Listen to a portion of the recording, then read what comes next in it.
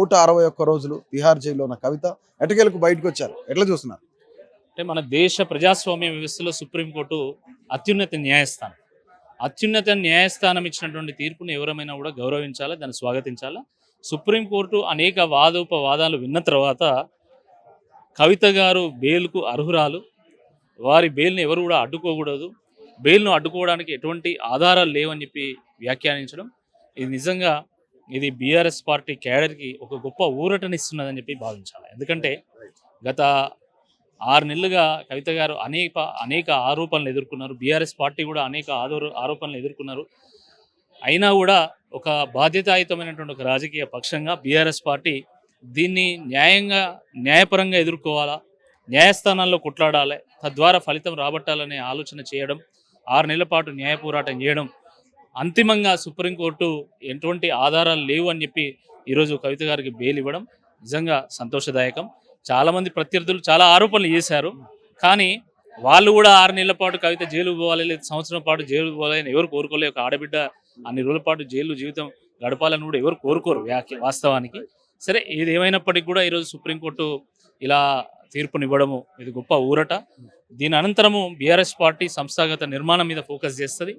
సంస్థాగత నిర్మాణంతో పాటు ఇటు కాంగ్రెస్ పార్టీ ప్రభుత్వ వైఫల్యాలను ఎక్కడికక్కడ ఎండగట్టి ప్రజాక్షేత్రంలో పోరాటం చేసి మళ్ళీ ప్రజల యొక్క విశ్వాసాన్ని పొంది పూర్వవైభవ దిశగా అడుగులేస్తుంది. సుప్రీంకోర్టులో ఏదైతే వాదోపవాదాలు దాదాపు 1 గంటన్నర పాటు జరిగినాయి. ఈ గంటన్నరలో కూడాను ఈడీకి సంబంధించిన న్యాయవాది బయటికి వెళ్తే కనుక కవిత సాక్షులను తారుమారు చేస్తారు, సాక్ష్యాధారాలు అన్ని కూడా మార్చేస్తారు చెప్పేసి కొన్ని వాదనలు వినిపించారు ఈడీ తరఫు న్యాయవాది.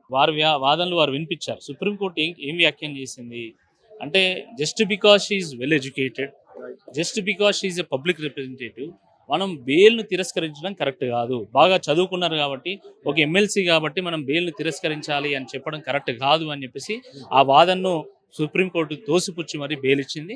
కాబట్టి ఆ వాదనలో ఎటువంటి పస లేదు. అంటే ఇంకా వారిని ఏదో జైల్లో ఉంచాలనే వాదనలో ఎటువంటి పస లేదు. కాబట్టి అల్టిమేట్గా సుప్రీంకోర్టు ఈజ్ అల్టిమేట్. సుప్రీంకోర్టును మించి ఇంకా మళ్ళీ బయట కూడా ఇప్పుడు మళ్ళీ కొంతమంది కాంగ్రెస్ పార్టీ వాళ్ళు వ్యాఖ్యలు చేస్తున్నారట, అర్థం లేనటువంటి వారు. అంటే రాజకీయపరమైనటువంటి వ్యాఖ్యలు మానుకోవాలి ఇప్పటికైనా కూడా.